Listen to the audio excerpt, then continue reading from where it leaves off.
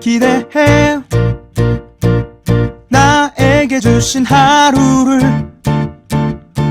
때론 피곤하고 일어나기 싫고 널 깨우는 알람 소리에 짜증도 나겠지만 안녕하세요. 오늘도 부른 말씀 권순민 목사입니다. 쉬지 않고 나를 지키셨네. 오늘을 나에게 주셨네. 새 말씀 안에 주가 주신 사랑과 은혜와 능력. 오늘 우리에게 주시는 하나님의 말씀은 갈라디아서 6장 17절 말씀입니다. 이후로는 누구든지 나를 괴롭게 하지 말라. 내가 내 몸에 예수의 흔적을 지니고 있노라. 아멘. 오늘 설교 제목은 내가 예수의 흔적을 지니고 있노라입니다. 사람은 어떤 큰 일을 겪거나 남들이 할 수 없는 큰 업적을 이루면 그 일을 자랑하고 싶어 합니다. 큰 병에 걸렸거나 사고를 당해서 죽을 고비를 넘긴 사람은 평생 그 이야기를 안주거리로 삼고요. 또 큰 실패를 했다가 재기에 성공한 사람은 그 성공 스토리를 마치 훈장처럼 달고 다닙니다. 왜냐하면 보통의 사람들은 그저 실패하면 주저앉고 말지 다시 재기하여 일어서는 것은 굉장히 어려운 일이기 때문입니다. 물론 저도 그런 자랑들이 무의미하다고 생각하지는 않습니다. 왜냐하면 그런 큰 일을 한 사람은 마땅히 그것을 자랑할 자격이 있기 때문이죠. 그런데 가끔 그다지 이렇게 내세울 만한 일도 아님에도 이만큼 부풀려서 자랑하려는 사람이 있습니다.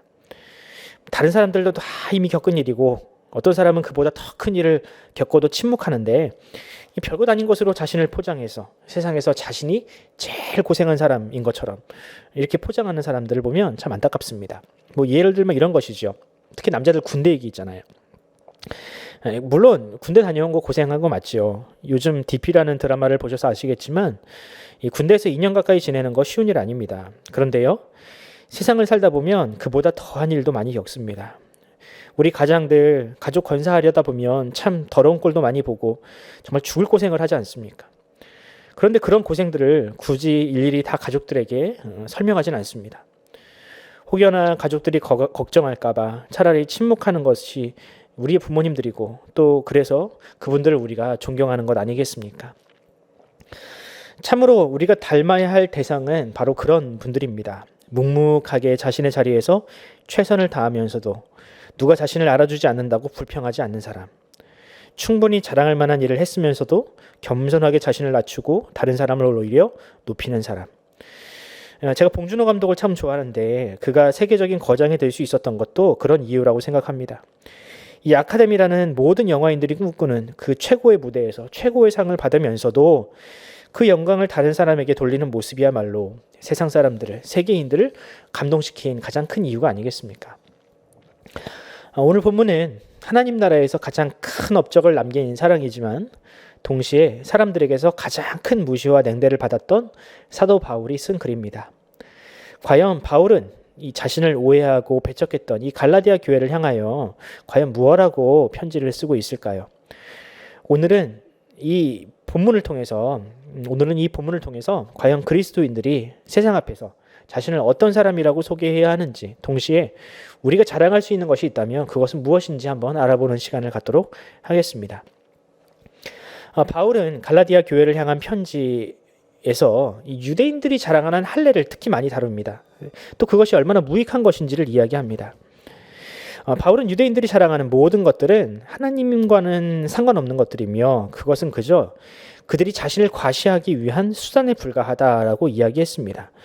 그러면서 갈라디아서 6장 14절에 이렇게 얘기하지요. 그러나 내게는 우리 주 예수 그리스도의 십자가 외에 결코 자랑할 것이 없으니 그리스도로 말미암아 세상이 나를 대하여 십자가에 못 박히고 또한 내가 세상을 대하여 그러하니라. 아멘. 바울은 여기서 그리스도 안에서 자신이 자랑할 수 있는 유일한 것은 나를 구원하신 그리스도의 십자가뿐이라고 이야기를 합니다. 물론 다른 서신들, 특히 고린도 후서를 보면 하도 유대인들이 자신을 의심하고 공격하니까 바울이 내가 어떤 사람인지 억지로 소개한 글이 있습니다. 나는 난지 8일 만에 할례를 받았고 아브라함의 후손이고 이런 이야기를 하면서도 혹시나 그것이 자기 자랑이 될까 봐 걱정을 하면서 이런 말을 하기도 했습니다. 고린도 후서 11장 1절입니다. 원하건대 너희는 나의 좀 어리석은 것을 용납하라. 청하건대 나를 용납하라. 그 자신의 그런 자랑이, 이것은 이게 자랑인데 너희들이 하도 그런 것을 요구하니까 이것을 좀 자랑으로 듣지 말고 나를 오해하지 말아달라, 이런 뜻입니다. 그런데 나중에 바울이 하고 싶은 진짜 자랑을 이야기를 하는데 그것은 다름 아니라 주를 위한 고난들이었습니다. 주를 위하여 옥에 갇히고 매를 맞고 죽을 뻔하기도 했고 강의 위협, 강도의 위협, 광야의 위협을 다 참아가면서 복음을 전하면서도 그는 그것을 자신의 자랑으로 여기진 않았습니다. 왜냐하면 그것을 전하지 않으면 오히려 나에게 화가 미칠 것 같은 이 열정을 주신 하나님에게 그 모든 공로가 있다.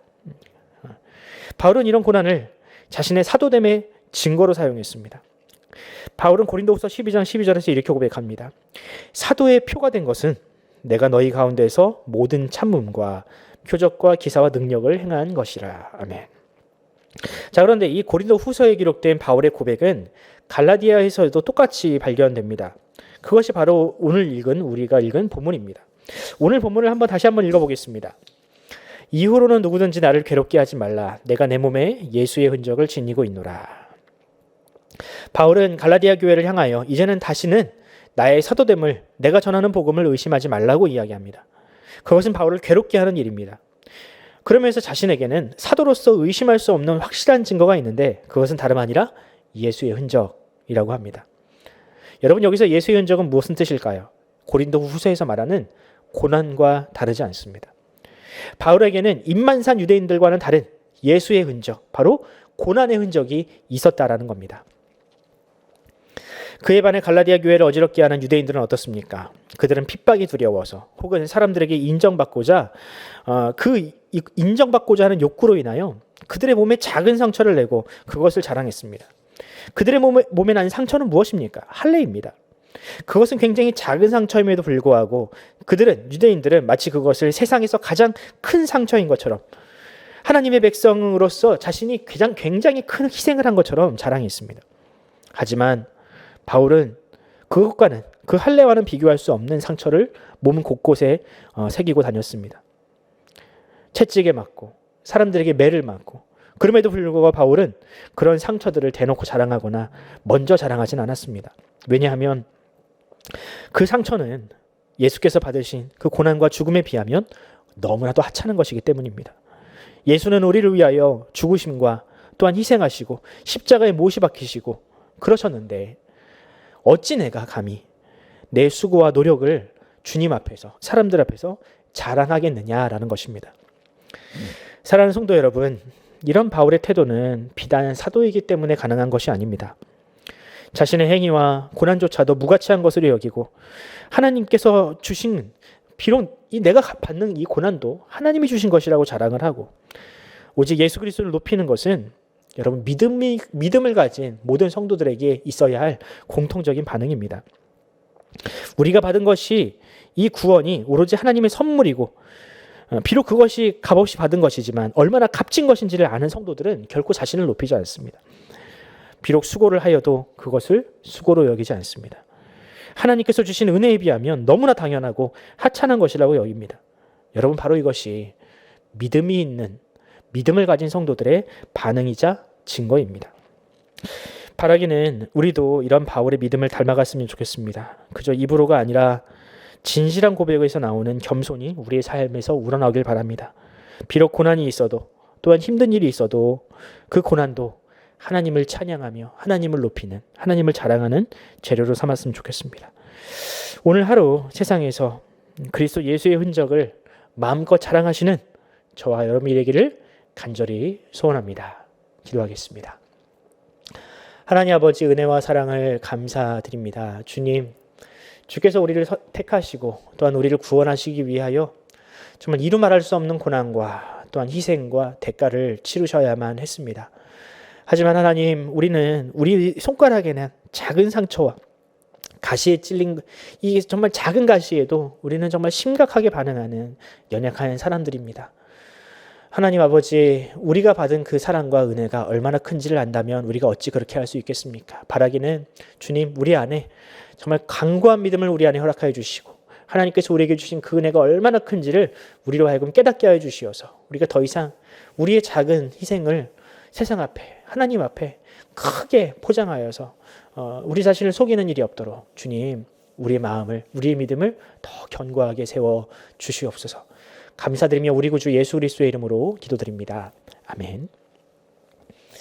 사랑하는 성도 여러분, 함께 기도합시다. 하나님, 이 세상에 살아가는 것이 너무나도 힘든 일이고 또한 주를 위하여 신앙을 가지고 살아가는 것이 어렵고 힘든 일이지만 주님, 그럼에도 불구하고 우리에게 주신 하나님의 믿음, 하나님을 향한 믿음, 그것을 가지고 굳세게 살아가게 하여 주시옵소서.